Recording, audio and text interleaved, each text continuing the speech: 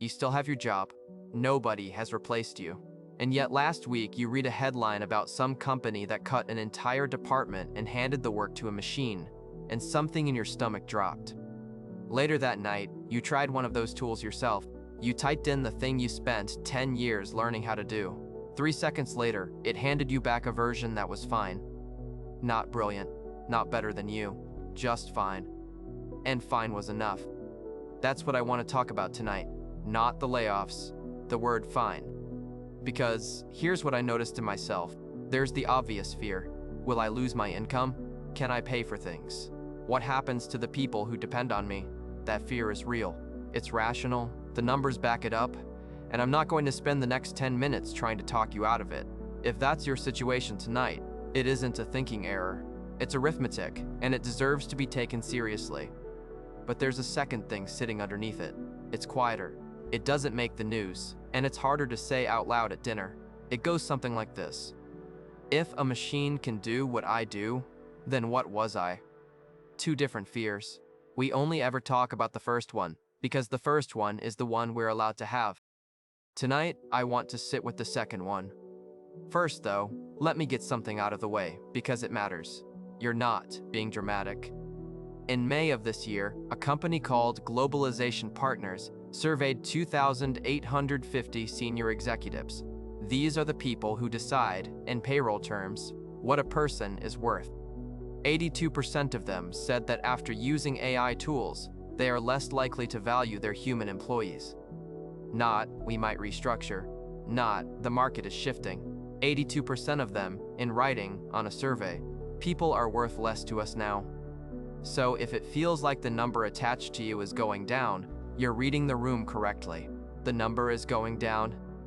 And the natural response, mine included, is to go and raise the number, learn the tools, get sharper, become the one they can't automate. Honestly, do that. It's a reasonable move. It's what I'd tell a friend. There is nothing naive about protecting your income, and anyone who sneers at that has never been the person doing the worrying. It just answers the first fear. It doesn't touch the second one. You can become twice as useful by Christmas and still lie awake with that same quiet question. Ask anyone who got the promotion. So the second one needs a different kind of answer. That's what I want to try. Here's the equation underneath it. I don't think any of us picked it. I'm useful, therefore I'm worth something. We were trained into that, and the training was excellent. As kids, we got rewarded for grades, then for skills, then for output, for being the reliable one, for being the person who could handle it. Every one of those rewards taught the same thing, produce, and you get to stay. Nobody ever sat us down and said it. It just worked, over and over, until it was furniture. And I want to be careful here, because it isn't a stupid belief. Socially, it's mostly true. Being useful does get you invited back. That's not a delusion. That's an accurate read of how most rooms work. The trouble is the shape of the sentence. I'm useful, therefore I'm valuable, is an if-then. And an if-then has one structural feature. Someone else is holding the if, which means the worth was on loan the whole time. It was plugged into an outlet in someone else's wall, and this year, they found a cheaper appliance. That's why the story feels personal. Not because you're fragile, because it walked over to the wall. And I know it isn't really about the machines, because we have all felt this before, with no algorithm anywhere near us. 3 weeks into retirement, 40 years of wanting this, and now it's 11 in the morning, and you're standing in the kitchen feeling strangely weightless. A new parent at 2 in the afternoon, alone, wondering why they feel like they're evaporating. The summer after graduation, no job yet, sleeping in, feeling worse every day and not being able to say why.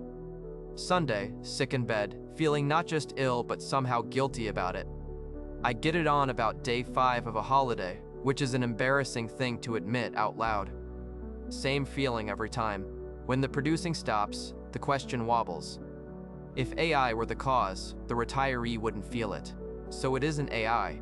This was already in the house. AI just rang the doorbell early. Now, history. And I want to do this one honestly, because the comforting version is a bit of a lie.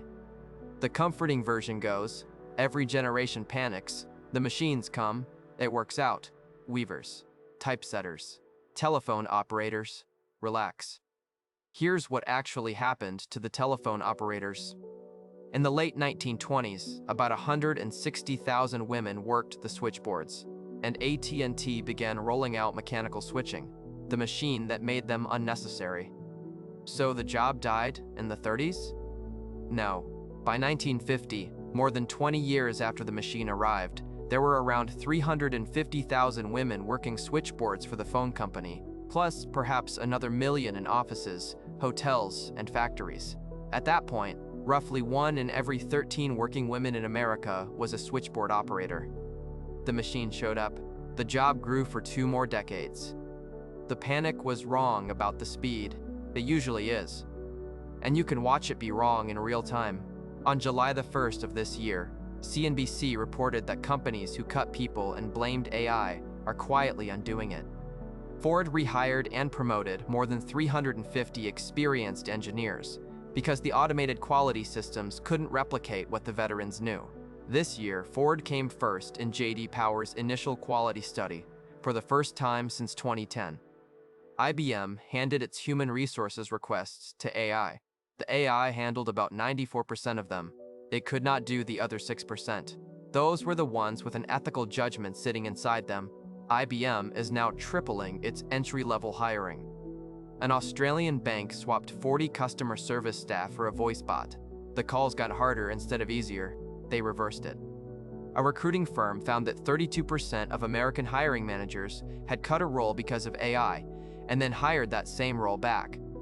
And when Microsoft cut around 4,800 people on July the 7th, it went out of its way to say those roles were not being replaced by AI. I could stop there and let us both feel good. That would be a lie by omission. 2 things are also true.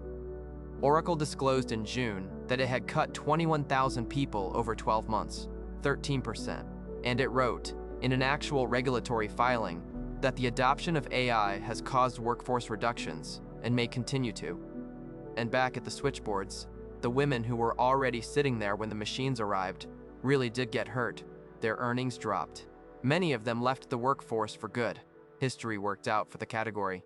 It did not work out for them. So, I'm not going to tell you the machines are harmless, or that you're irreplaceable, or that it will definitely be fine. I don't know that. Nobody selling you a course knows it either. What I have is narrower than that.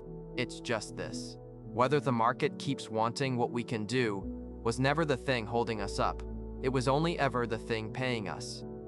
Those are 2 different jobs, and most of us have had one thing doing both. Which brings me to the person I actually wanted to tell you about. Around 55 AD, a boy was born into slavery in a town called Hierapolis. He belonged to a man named Epaphroditus, a secretary to the Emperor Nero. We don't know what his mother named him. We only know what his owner called him, Epictetus. In Greek, that word means acquired, gained, obtained. It isn't a name. It's what you write on inventory. His body belonged to someone else. His labor, his time, his skills, his usefulness. Legally the property of another man. And the word people called him by was the word for having been picked up. If anyone has ever had grounds to say, my worth is my usefulness to my owner, it was him. That wasn't a mood he was in. That was the law. And he came out the other side, saying the opposite. He taught one idea for the rest of his life. Some things are up to us. Most things are not. Your body, your reputation, your position, whether anyone wants what you can do, not up to you. Never was. What's up to you is how you meet it. He got his freedom. He taught. Then in 89 AD, an emperor threw every philosopher out of Rome, and he lost that too. He moved to Nicopolis, opened a school, and taught until he died around 135. He never wrote a book. Everything we have of him was written down by a student. The man whose name meant acquired, owned nothing, published nothing, and we're still sitting here talking about him 1900 years later. I don't bring him up to make anyone feel small about worrying over a job. I bring him up because if that conclusion could survive being someone's property, it can probably survive a software update. So, practical. If worth isn't usefulness, what is it? Let me clear one thing out of the way. The answer is not, "You're unique and special." That sentence is useless. Not because it's false, but because you can't check it. Nobody has ever been rescued at 2 in the morning by, "You're one of a kind." It doesn't survive contact with a bad week. Here's a distinction that holds up better. Useful is transferable. If it can be outsourced, automated, or done by someone cheaper, that's usefulness. It's a service. It has a price, and the price moves. Value is non-transferable. How you treat people, what you're like to be around, what you're willing to carry, who you turn into when things go wrong. There is no cheaper vendor for you being in the room. And here's the part I didn't expect when I started writing this. You already believe this, completely. You've believed it your whole life. Think of one person you love, anyone, a partner, a friend, a parent, a kid. Now, why do they matter to you? You had the answer in about 2 seconds. And notice what wasn't in it. Their job title, their output, their skills, how useful they've been lately. You have never once, in your entire life, worked out whether the people you love were productive enough to keep. So you already know exactly what a person is worth when it isn't their usefulness. You're fluent in it. You do it every day without being asked. There's just one person we all tend to leave off that list. And I'm not above this. I would defend anyone I love against this equation in a heartbeat, and then run on it myself before breakfast. Knowing the answer and applying it to yourself turn out to be two different skills, and I'm still bad at the second one. So here's the one thing to do tonight. It isn't a test, and you can't fail it. Tell one person why they matter to you, without mentioning a single thing they do. Not their achievements, not what they handle, not what they do for you, just why it matters that they're here. It'll take a minute. You already know the answer. We just don't usually say it out loud. 2 things will happen. They'll feel something they weren't expecting to feel on a Wednesday. And you'll have said, in your own voice, out loud, the exact sentence you don't believe about yourself yet. You don't have to turn it around tonight, but you'll have heard yourself say it. Because here's the thing about the race. We can't outproduce the machines. That's not defeatism, it's just arithmetic. And running harder mostly gets you to the same place, only tired. But being useful was never the entry fee for being here. It was just the thing that paid the bills. And it's still worth doing, and worth doing well, and there's no shame in wanting to be good at it. It just isn't the ground. It was never the ground. It was the loan. The quiet fear doesn't end on the day we finally become useful enough. It loosens a little every time we unhook the two. So, one line to take with you. You are not what you produce. You are what's left when you stop. And if that's hard to believe about yourself tonight, go and ask the person you love. They've known it about you the whole time. Good night.